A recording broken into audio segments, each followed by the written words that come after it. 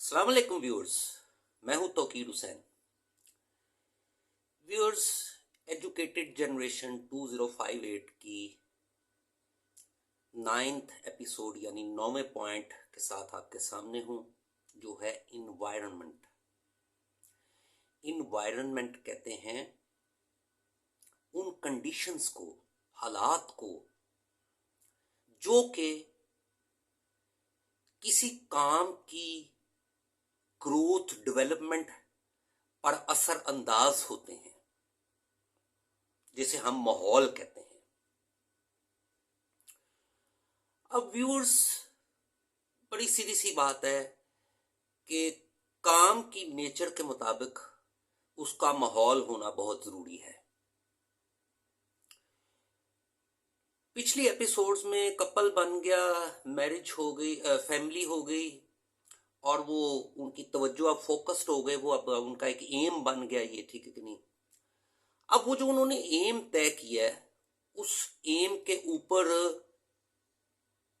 अमल करने के लिए माहौल की ज़रूरत है। माहौल के बारे में बताने से पहले आपको एक बात क्लियर बता दूं कि 4 किस्म के कपल्स या वो कपल्स आगे फैमिलीज बन सकते हैं। पहली किस्म है जिसमें कि मेल और फीमेल दोनों एजुकेटेड हैं। दूसरी है जिसमें कि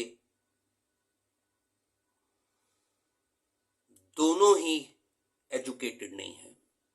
तीसरी है जिसमें कि मेल एजुकेटेड है, फीमेल एजुकेटेड नहीं है। और चौथी है जिसमें फीमेल एजुकेटेड है और मेल एजुकेटेड नहीं है। इससे ज्यादा पांचवी हो भी नहीं सकती कोई। अब इन चारों के आप ये देख लीजिएगा, इन चारों की में कॉमन बात जो है वो है वैल्यूज। वैल्यूज किसको कहते हैं? मैंने वैल्यूज के नाम से शॉर्ट भी बना के पूछा है कि व्हाट आर वैल्यूज, यानी कि किसी के दिमाग में वैल्यूज क्या हैं, किसी के दिमाग की वैल्यूज क्या है। तो वैल्यूज पता है किस चीज को कहते हैं? वैल्यूज कहते हैं जिन चीजों को कोई इंसान सही समझता है या गलत समझता है या अहम समझता है। ठीक है, यानी किस किस इंसान के दिमाग में ये बात मौजूद है, ठीक है कि नहीं, कि एजुकेटेड होना बहुत जरूरी है और बहुत अहम है, उसी हिसाब से वो काम करेगा ना। ठीक है कि नहीं। एक बंदा जिस सवारी पे जाता है, ठीक है कि नहीं, वो उसके लिए अहमियत रखती है ना, कि भाई ठीक है, ये ठीक होनी चाहिए, मैंने इसको इस्तेमाल करना होता है, मैंने इसके ऊपर अपने काम काज करने होते हैं सारे। तो वैल्यूज जो हैं वो बड़ी मैटर करती हैं। और अगर किसी कपल की वैल्यूज आपस में मैच करती हैं तो बहुत आसान हो जाता है आगे लाइफ को चलाना। और अगर वैल्यूज में कंट्राडिक्शन हो तो उसका मतलब यह है कि डायरेक्शंस में कंट्राडिक्शन है। एक कहता है इधर जाना है, दूसरा कहता है इधर जाना है, तो वो क्लैश हो गया। एक कहता है नहीं ये तरजीह रखनी है, ऐसे इसको पहले करना है, दूसरा कहता है इतनी कोई जरूरी नहीं है, इसको पहले करना है। तो ये क्लैश ऑफ वैल्यूज हो गया। तो आपकी जो वैल्यूज है ना, वो सिमिलर होनी चाहिए, किसी हद तक कंजेनियल होनी चाहिए। फिर इसके बाद इन्वायरमेंट में एक और बड़ी चीज मैटर करती है, यानी कि आपका लिविंग स्टाइल क्या है। अब एक बड़ी नेचुरल सी बात है कि हर इंसान मांगता है फ्रीडम, अपनी आजादी, और ये होनी भी चाहिए। और वो मिलती है इंडिपेंडेंट रहने से।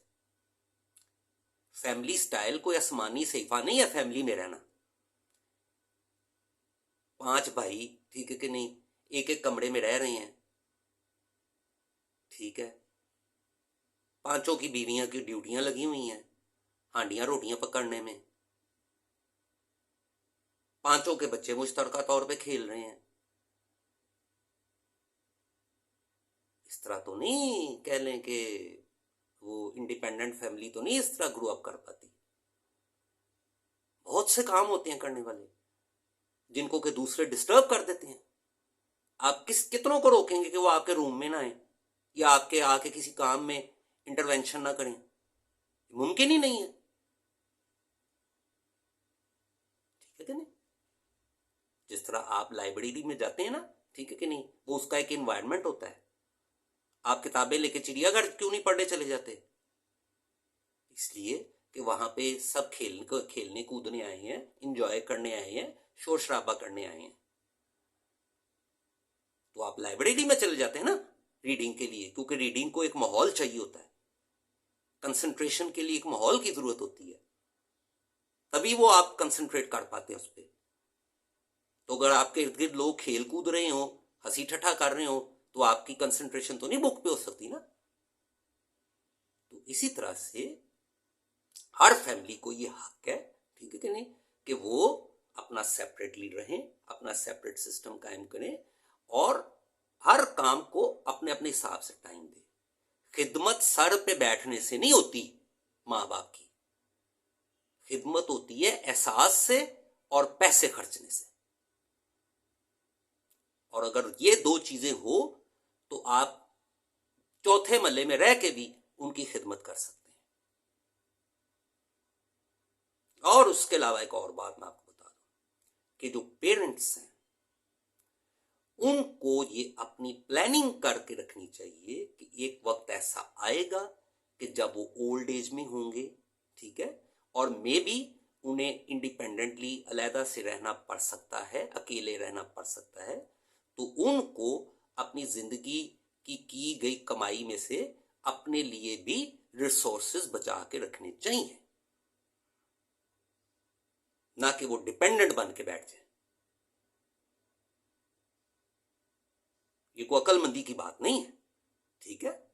वो भी पेरेंट्स भी इंसान है, ठीक है कि नहीं, अपने सर्वाइवल के लिए अपने रिसोर्सेज का एक मखसूस हिसाब किताब वो रखें उसके लिए। अब और इसमें मैं इन्वायरमेंट में आपको क्या कह सकता हूं, सबसे बड़ी एक इंपॉर्टेंट बात मैं आपको बता दूं, जो मैं बार बार आपको कह रहा हूं कि मियाँ बीवी के आपस में इश्यूज हो जाना कोई बड़ी बात नहीं है, ठीक है, बड़ी बड़ी मिसालें मौजूद हैं, मगर जो दोनों तरफ के रिश्तेदारों की मदाखलत है, दैट इज वेरी डेंजरस, क्योंकि ये हो ही नहीं सकता कि दोनों अपने अपने बंदे की फेवर ना करें, जायज भी और नाजायज भी। जब आप मेला लगाएंगे, ठीक है, तो फिर वो मेला ही बनेगा, ठीक है। हर कोई अपने बंदे की फेवर करता है, जायज भी और नाजायज भी। तो जो दोनों पार्टियां जब अपने अपने बंदों की जहां जहां नाजायज फेवर करेंगी ना, वहां से बात और भड़केगी।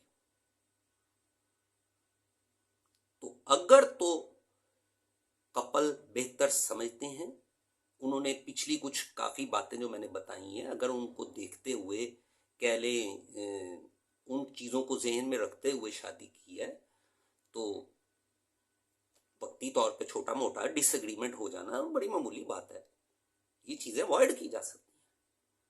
खराब करते हैं इनको वो चीजें, क्या खराब करती हैं, मैं दोनों के लिए बात कर रहा हूं, ये मेल के लिए और भी फीमेल के लिए। जब मेल अपनी फैमिली तक ये बातें पहुंचाएगा या फीमेल अपनी फैमिली तक बातें पहुंचाएगी, जब मेल अपनी फैमिली को इंटरवीन करने देगा, जब फीमेल अपनी फैमिली को इंटरवीन करने देगी,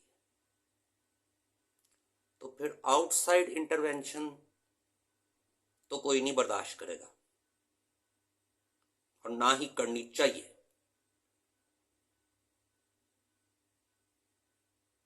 तो लिहाजा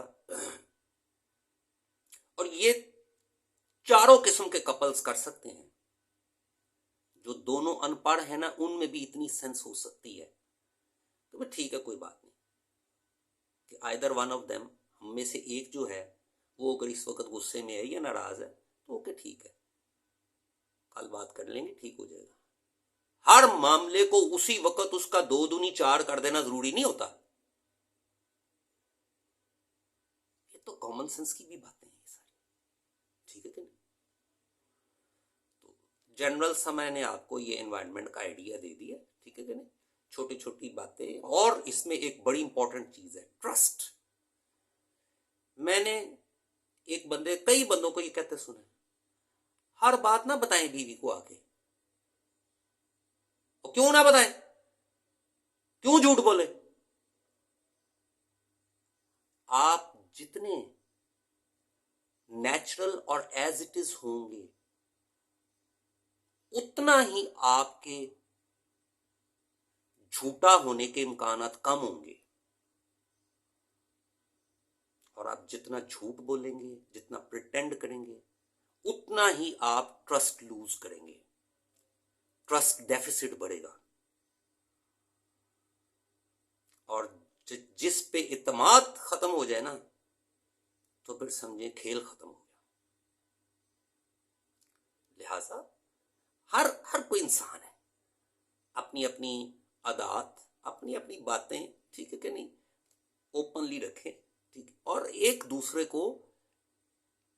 दूसरे की हैबिट्स और जरूरियात और बातें टॉलरेट करना सिखाएं, बेयर करना सिखाएं।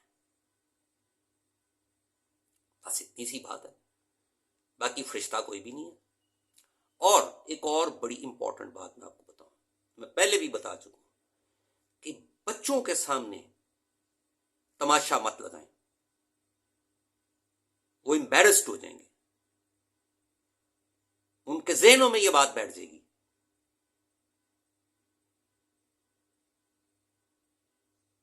वो पैनिक कर जाएंगे मेंटली।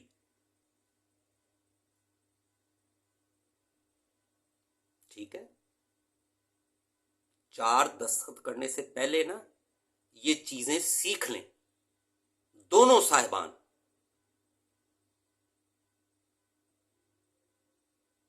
कि टॉलरेट किस तरह करना है,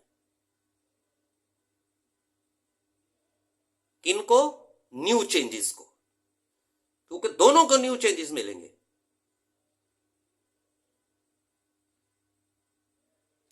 तो बाकी अगर आप पीसफुल एनवायरनमेंट रखते हैं, ठीक है, तो बड़े सुकून से आराम से बच्चे थोड़ा थोड़ा करके आहिस्ता आहिस्ता जिंदगी बढ़ती जाती है और माशाल्लाह बच्चे ग्रो करते जाते हैं। और तो इसमें कोई इतना पॉइंट नहीं है कि मैं मजीद इसको लंबा खींचूं आगे।